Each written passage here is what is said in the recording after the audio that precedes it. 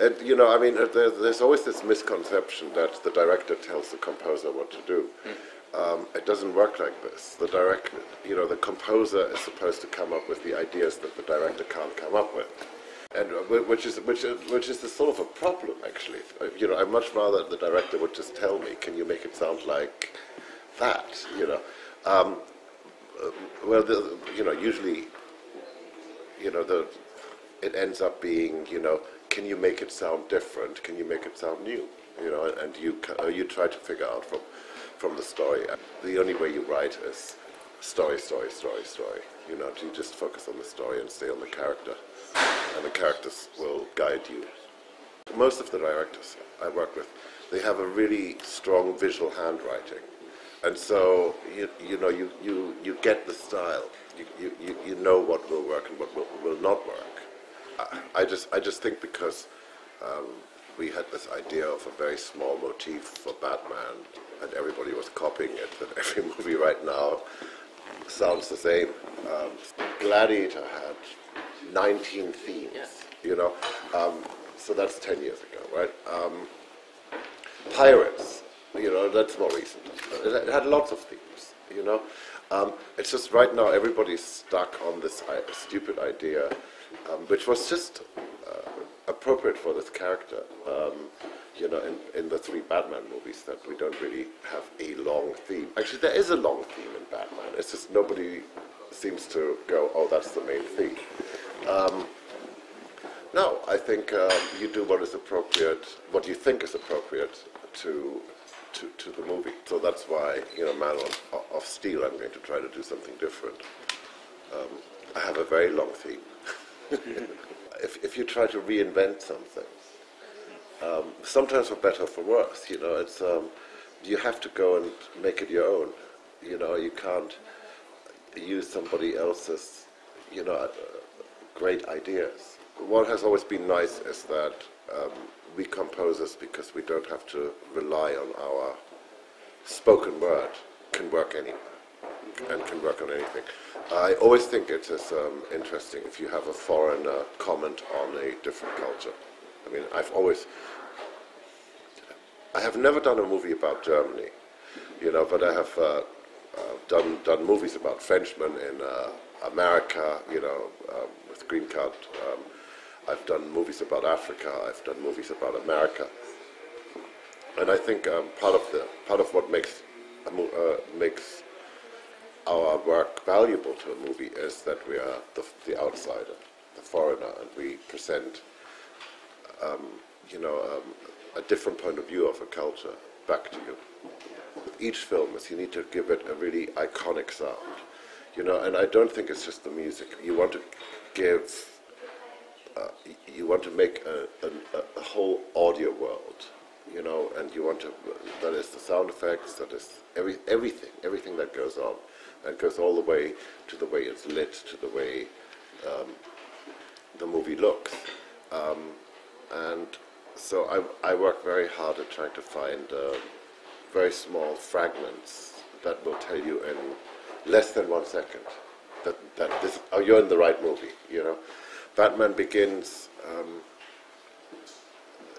if you think about the structure of a film like that, it's a Batman movie, but it's the creation of Batman, so you don't actually get Batman for an hour or so. But so I wanted to do something right at the beginning, the sound effect really, where you knew, okay, hang on, when you hear this, he will be coming. So that halfway through sitting in the movie, you don't think, oh my God, I'm in the wrong movie. I need the director more. Sometimes the director needs me more. But it's you try to work as a team, and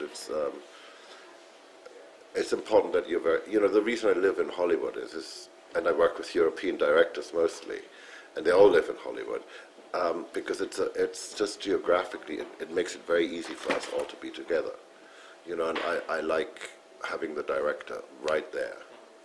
And sometimes the collaboration is, we don't even have to talk. You just sit in the same room and the right things will start happening. I wanted to sort of find a democratization process of letting anybody who had talent at all the expense of toys. And I think some really interesting people came out of there. I mean, I think John Powell is an amazing composer, Harry Gregson Williams, etc., etc. But the whole point is, you know, it's like you can only stay there for a little while, and then you have to go out into the world and do your own thing.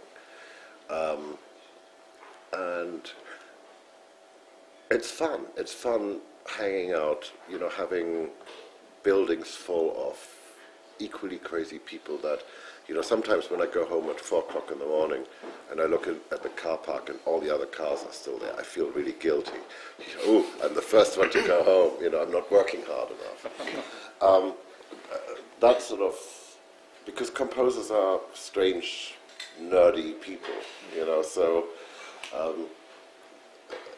and just to be able to talk about music, you know, because music comes first in our lives. So it's really nice to have other people who want to be part of that conversation. They come from bands, you know, where you always work with other people. And I always like the idea that, you know, I like the idea of play. Music is playing, and playing is with other people, you know, and music comes alive when you have other musicians around you. And ideas come alive when you have other musicians. The greatest thing about having collaborators, having other people there,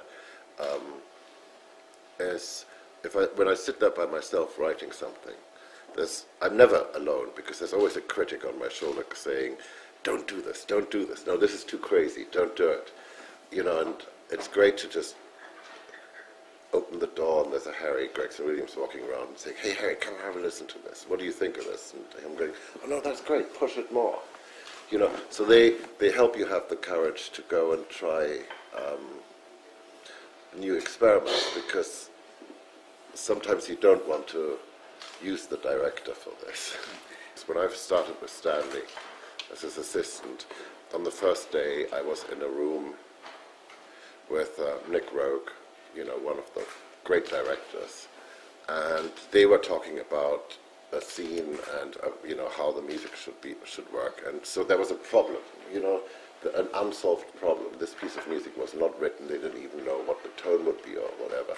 You know, I just sat there, and it's very different than going to school where somebody really tells you about, you know, gives you a problem that has already been solved. And just being in a room with people who you learn how to problem solve, you know that nothing is impossible. And that's what we do very much with, you know, people who come and work at our studio. You know, you make the coffee, but you get to sit in a meeting with Chris Nolan or, you know, Zack Snyder or whoever, you know, and even if you don't say anything, somehow your presence, you're still part of solving the problem. The most important thing to learn as a musician and as a composer is not how to play well, but it's how to listen. You know, and one of the things is when you're a young assistant or something and you're sitting in the room, your job is to listen, you know, and your job is to hear the process and learn the process and listen and figure out why some things work and why things don't work. And it just takes time as well. You know, I mean, I remember the first things I was writing with Stanley. I mean, they were horrible.